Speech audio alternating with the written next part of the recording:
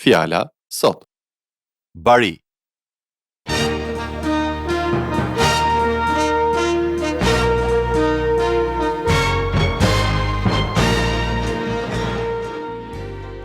Përshëndetje dhe mirë se vini në këtë seri programesh nga pastorët Paul dhe Doug Schroeder nga shërbesa Fjala sot.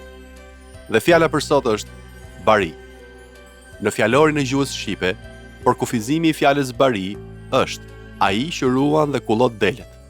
Po të lexojmë më poshtë në fjalor, gjejmë disa shprehje dhe fjalë të urta shumë interesante. Ja 3 prej tyre. Dhend pa bari i ha ujku një nga një.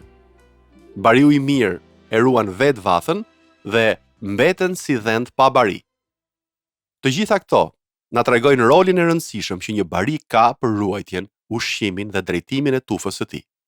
Ndoshta shumë nga ju jeni duke vrarë mendjen se ç'lidhje ka bariu me mësimin e sotëm. Na ndiqni në këtë episod për të mësuar për një bari të mrekullueshëm, i cili jo vetëm merakoset dhe kujdeset për ne, por dhe vdiq për ne, për të bërë një rrugë pajtimi midis nesh dhe Perëndis, rrugë që ishte shkatëruar me hyrjen e mëkatit në këtë botë. Ai është bariu i mirë, që shkon pas deles së humbur dhe e kthen atë sërish në shtëpi.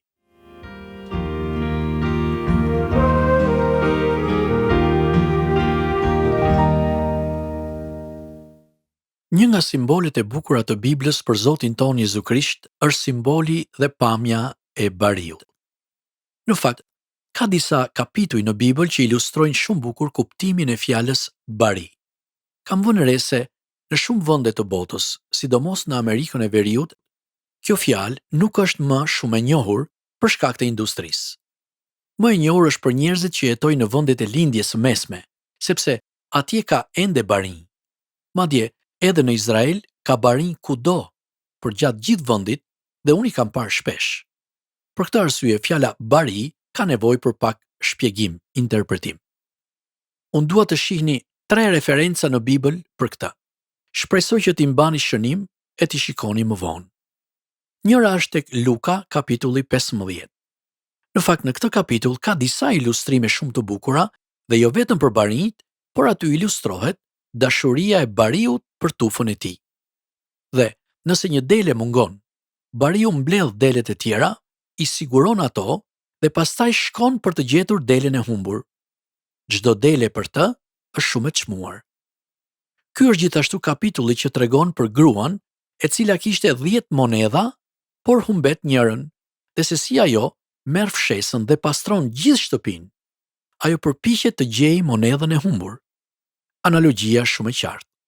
Kjo është mënyra se si ne duhet të ndihemi për çdo që nuk e njeh Krishtin. Ne duhet i konsiderojmë ata persona shumë të çmuar e shumë të rëndësishëm për Perëndin.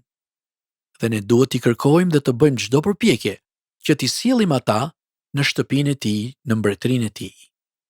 Gjithsesi, Luka 15 në vargjet 1 deri 10 flet për barinjt.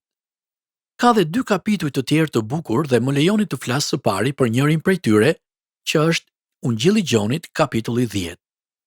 I gjithë kapitulli 10 i Gjonit flet për barinjt. Mbajini shënim. Ndoshta e njihni tani psalmin numër 23, në Dhjetën e Vjetër, që flet për Perëndin si bariu i mirë. Por mos i ngatrroni këta 2 kapituj. Psalmi 23 është psalmi i bariut të mirë dhe Gjoni 10 është psalmi i bariut në Dhjetën e Re. Thjesht po e them edhe një herë, që të mos e harroni. Referenca e parë është Luka 15, 1 deri 10. Do t'ju jap edhe një referencë tjetër biblike në Dhjetën e Vjetër, thjesht për krahasim. Faktikisht, tek Ezekieli kapitulli 13 kemi një ilustrim të bariut të keq. Aty na thuhet se si është një bari i rrem, negativ. Po ju a them thjesht për të parë kontrastin midis të dyve. Tek Ezekieli na tregohet për predikuesit dhe mësuesit e Izraelit që nuk po e bënin siç duhej punën e bariut të tufës së tyre.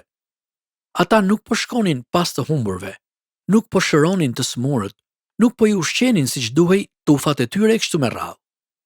Ezekieli është një dënim për profetët e rrem, për barinjt e rrem. Ju mund ta lexoni atë dhe të krahasoni bariun e mirë me bariun e keq. Por sot të përqendrohemi më shumë tek Gjoni kapitulli 10. Ka shumë vargje të bukura këtu. Dua që në fillim të shohim vargun 4 dhe pastaj vargun 27, ku përsëritet e njëjta gjë. Në këto vargje pra në vargun 4 dhe vargun 27, na thuhet se bariu i mirë e do tufën e tij dhe delet e njohin zërin e tij. Kjo është shumë e rëndësishme. Dhe unë e kam përdorur këtë ilustrim më parë tek vathët e deleve. Për shembull, në qytetin e Jeruzalemit ka një vath delesh në portën e Shën Stefanit, ku barinjtë që vinin në qytet fusnin, vendosnin tufat e deleve aty. Është një zonë shumë e madhe ku kishte tufa të ndryshme. Dhe delet përziheshin së bashku ndërkohë që bariu baronte punët e veta në qytet. Kur bariu kthehej përsëri dhe ishte gati të largohej nga qyteti, ai qëndronte tek porta dhe thërriste tufën e tij, dhe delet që e njihnin zërin e tij ndaheshin vetë nga delet e tjera dhe ndiqnin bariun e tyre. Ky është një ilustrim shumë i bukur.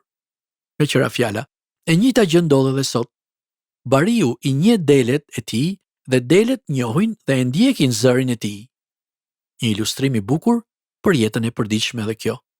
Në fakt, unë besoj se si vërtet mund zbatohet në jetën tonë përditshme. Nëse ju deklaroni se Jezu Krishti është bariu juaj, se ai është Zoti juaj, shpëtimtari juaj, dhe se ju jeni një dele e tufës së tij, kjo do të thotë se ju e ndiqni atë. Dhe besoj se kjo duhet të jetë e vërtetë. Mos mendoni se mund të deklaroni që Jezusi është bariu juaj i mirë dhe pastaj të mos e ndiqni atë. Kjo nuk tregon qëndrueshmëri dhe nuk ka kuptim. Është kontradiktore.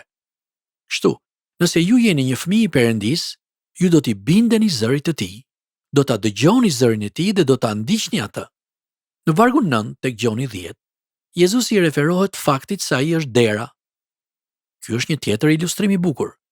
E dini, kur bariu mbledh delet së bashku natën, nëse ai e di se ekziston ndonjë rrezik nga kafshët e egra, ai do të bëj roj gjithë natën. Dhe në atë kohë, tek porta e vathës, kishte një kull të vogël ku bariu ngjitej dhe shikonte se si po shkonin gjërat. Shpeshherë ai ndiste edhe një zjarr, jo vetëm që të ngrojë vetë, por edhe për mbrojtje, sepse kafshëve të egra nuk pëlqen zjarri. Kështu për të hyrë në vath, duhej të hyje nga porta e saj. Dhe Jezusi thotë, jo vetëm se ai do ta ruaj portën, por se ai vetë është porta. Çfarë analogjie? Me fjalë të tjera, e vetmja rrugë për të hyrë në vathën e Perëndis në mbretërinë e tij është përmes Jezu Krishtit, përmes portës. Dhe Jezusi është ai që na mbron nga kafshët e egra dhe nga çdo vjedhje që mund të bëhet. Ilustrim shumë i bukur. Vargu 28. Këtu kemi një referencë për jetën e përjetshme. Jeta e përjetshme na është dhënë neve. Është një dhuratë e Perëndis për ata që besojnë në Jezu Krishtin. Çdo dhuratë e mrekullueshme. Me fjalë tjera, besimi ynë është një dhuratë. Dhe në vargu 29 përsërit të njëjtën gjë. Këtu na thuhet se kushdo që është në duart e Atit të Tij, kushdo që Perëndia e ka deklaruar si të Tijin përmes Jezusit, birit Perëndis, është i mbrojtur dhe i sigurt. Askush nuk mund ta rrëmbejë atë nga duart e Atit të Tij. Tjetër ilustrim shumë i bukur.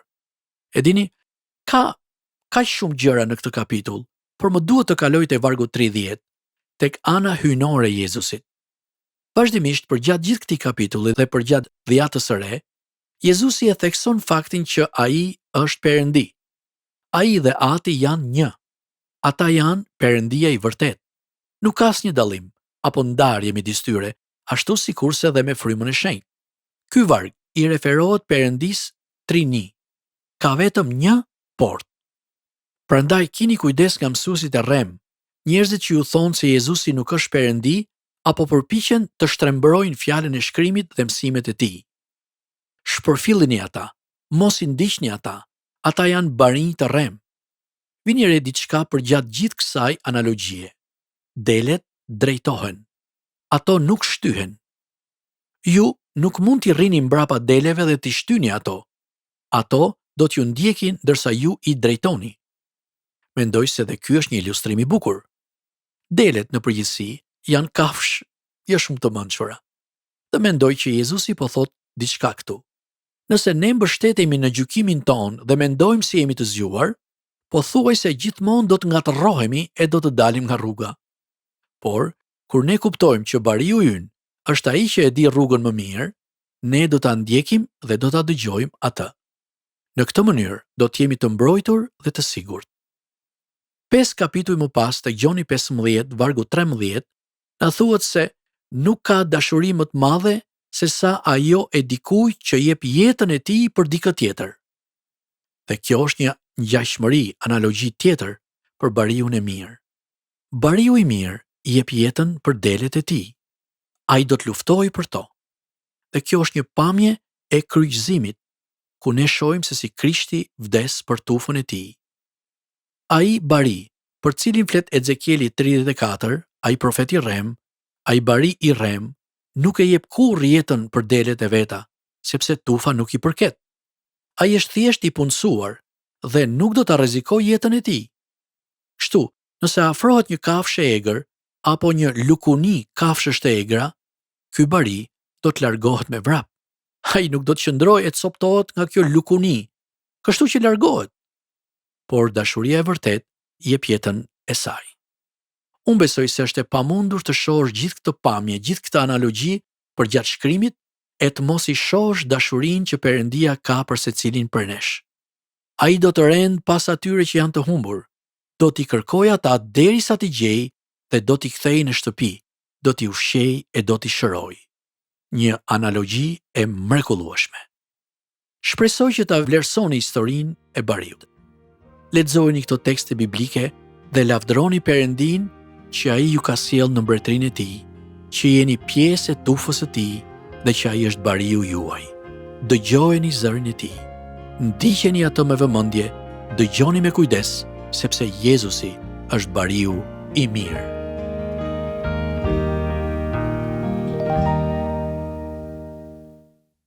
Si që dëgjuat dhe në mësimin e sotëm, Jezusi është bariu i mirë. Jezus Krishti, Perëndia në trajt njeriu dha jetën e tij për ne, që ne të mos humbasim për të kemi jetë të përjetshme me Perëndin në qiell. Ai mori mbi vete mëkatin ton dhe e kryqëzoi atë, në mënyrë që përmes njohjes dhe pranimit të tij, mëkatet tona të falen dhe ne të kemi privilegjin të quhemi bijtë Perëndisë së gjallë, bashkë trashëgimtar me Krishtin. A nuk do të doni ta kishit edhe ju këtë privilegj? Nëse keni pyetje apo doni të mësoni më shumë për Jezusin, na shkruani në adresën tonë postare TWR Albania, kutia postare 130 Tiranë, ose në email twralbania@gmail.com. Këtë program mund ta dëgjoni në YouTube në kanalin TWR Albania, playlista Fjala Sot. Ne ju falenderojmë që na ndoqët dhe ju urojmë një javë të mbushur me paqe dhe bekim.